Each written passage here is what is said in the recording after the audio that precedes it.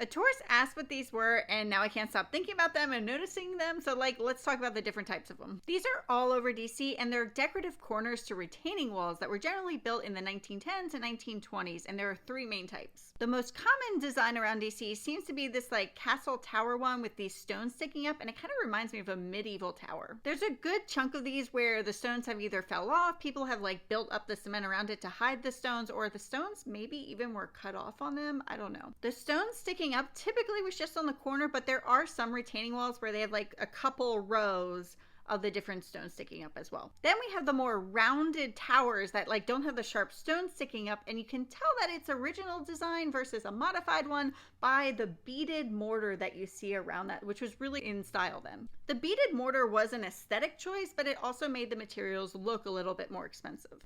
Then we have the planters. Instead of building the corners up, they built them so that they had a little bowl in there where you could plant flowers or whatever you wanted. I do think that some people converted the pointy ones into planter ones. So things that give it away as original are the beaded mortar going kind of over the edge, and then also looking at the block of the houses that were built by the same builder at the same time and seeing what the styles were of those corners as well. And then sometimes there were no decorative corners at all. For this time period, that was pretty rare, and I don't really see that a lot. But next time you're out walking around in DC, take a look around you and see what styles you can see.